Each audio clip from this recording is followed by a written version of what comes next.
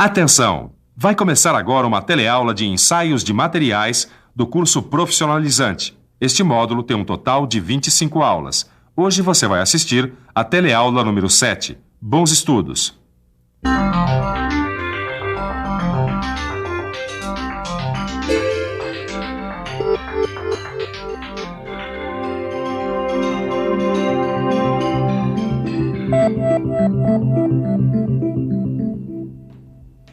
Edgar, fazendo um cisalhamento? Que é isso, Nilza? Tá louca? Ensaio de materiais, meu caro. Quando você corta alguma coisa com uma tesoura ou uma guilhotina, você tá praticando o cisalhamento. Cisalhamento, é? Bom, dessa eu não sabia, hein?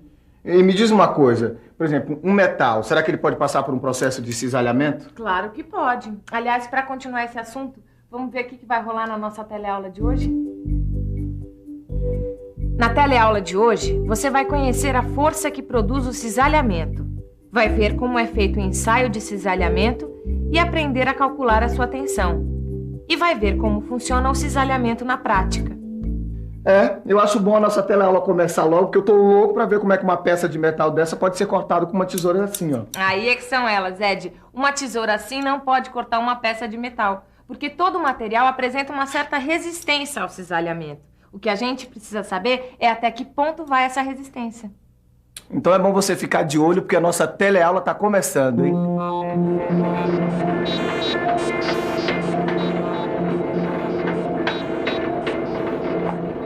Bom dia, Ananias. Bom dia, Ribeiro. Que bons ventos o trazem. Olha, eu preciso de uns parafusos como este aqui, que segura a estrutura da cobertura da minha fábrica. Aí eu pensei, ninguém faz isso melhor que o Ananias. Pois então veio pro lugar certo, hein? Pois é, mas olha, tem que ser bem resistente. Imagina para segurar aquele peso todo. Fica frio, Ribeiro, porque as dimensões de um parafuso como esse, com certeza foram determinadas a partir do resultado de um ensaio de cisalhamento. Tesouras, prensas de corte ou dispositivos especiais aplicam nos metais esforços que resultam em forças cortantes. Durante o corte, as partes se movimentam paralelamente por escorregamento, uma sobre a outra, e se separam. Quer dizer, então, que o material de um parafuso como este tem resistência ao cisalhamento? Tem, e saber até onde vai essa resistência é muito importante, porque a força cortante é o principal esforço a que ele vai ser submetido. Além dos parafusos, quais são os outros produtos que têm que ter resistência ao cisalhamento, hein? Na indústria da estampagem, Caio, é muito importante saber até onde vai a resistência ao cisalhamento. Para falar um pouco melhor sobre o assunto, vamos ver a força que produz o cisalhamento. Para entender melhor a força que produz o cisalhamento, o melhor mesmo é ficar por dentro.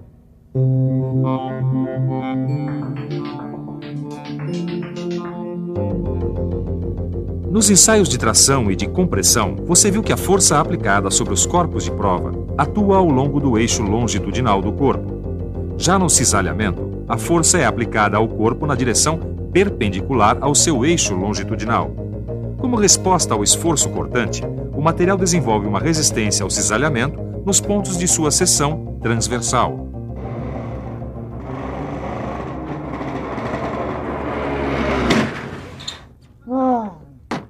Nilza, eu acho que o volante tá meio solto, viu? Ah, é? Edgar, o parafuso que prende o volante no eixo de direção tá quebrado. Olha, dessa vez a gente vai ter que usar um parafuso que tem uma resistência maior ao cisalhamento, viu? Como é que a gente sabe disso? Com o ensaio de cisalhamento. Então a gente vai ter que aprender como é feito o ensaio de cisalhamento, né? A forma do produto final afeta a resistência ao cisalhamento. Por isso, seu ensaio é feito normalmente em produtos acabados, como cordões de solda, chapas, pinos, barras, rebites e parafusos. Por isso, não existem normas para a especificação dos corpos de prova. Mas será que esse parafuso tem uma resistência maior ao cisalhamento? Olha, Ed, só ficando de olho no ensaio.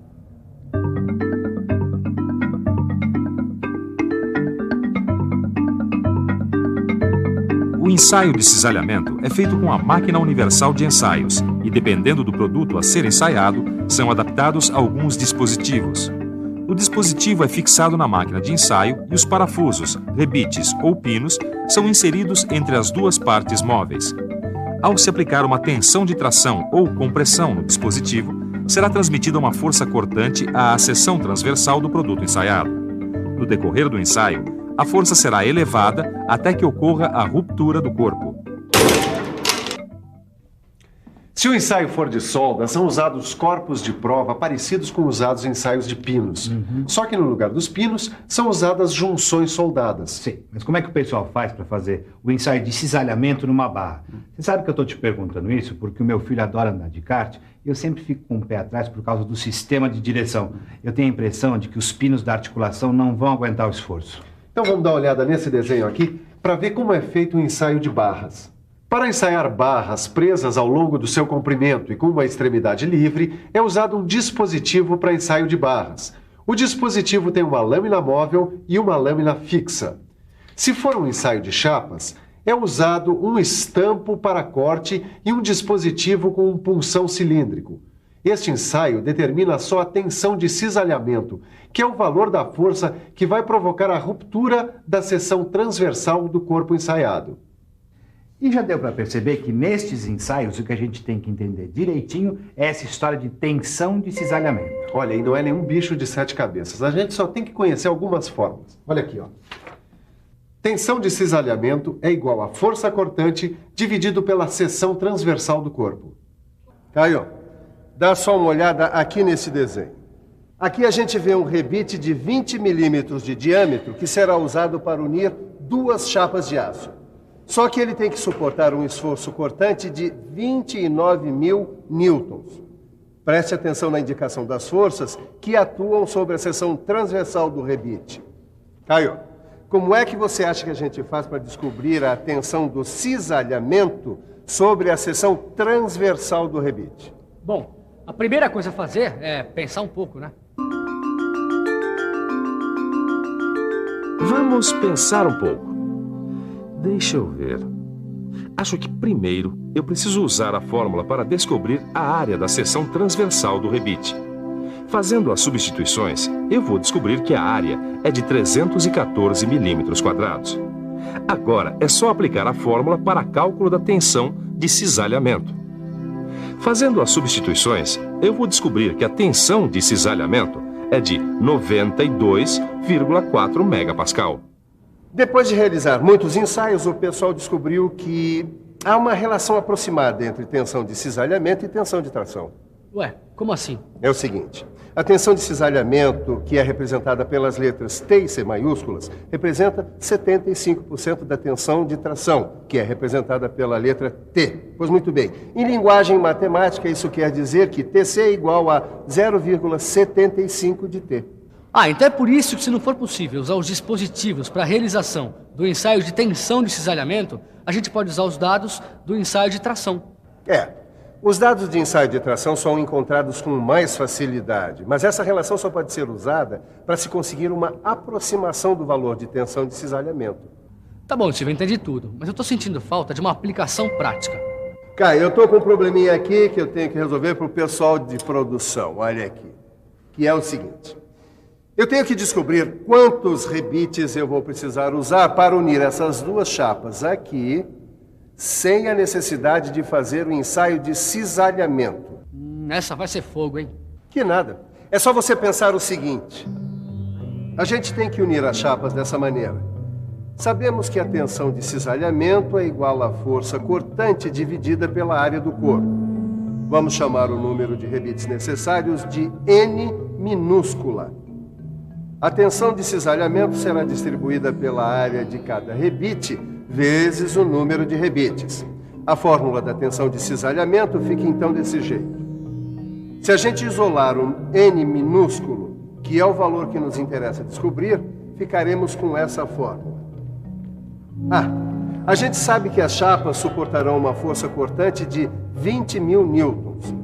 Sabe também que o diâmetro de cada rebite é 4 milímetros e a tensão de tração que cada rebite pode suportar é de 650 megapascais.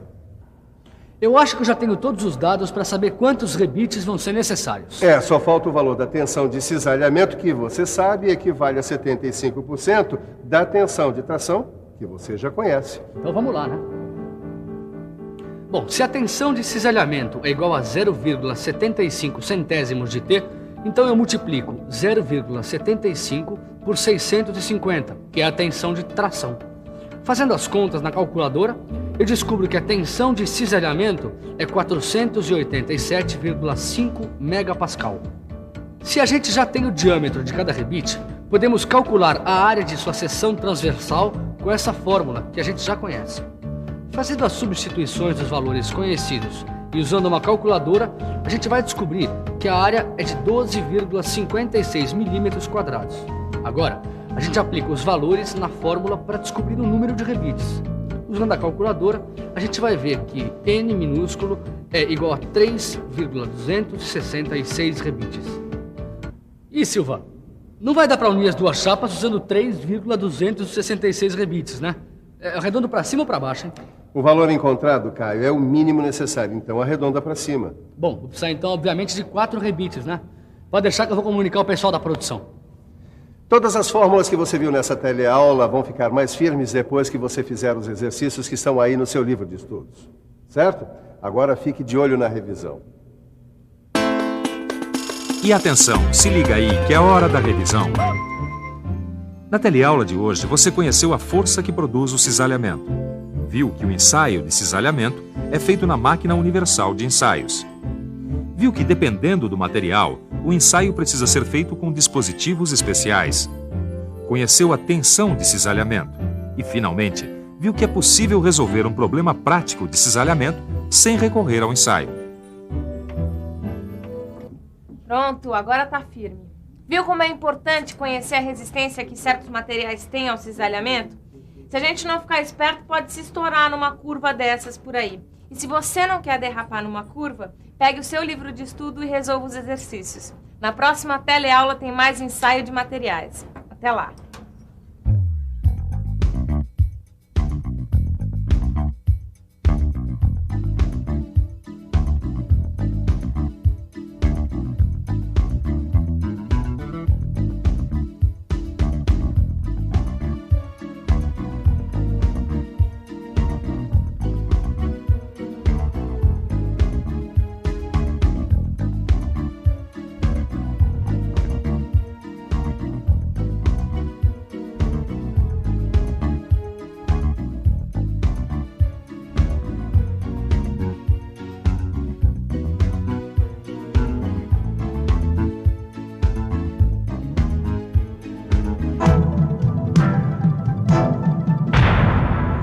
Telecurso 2000, um programa de educação do Sistema Fiesp e da Fundação Roberto Marinho.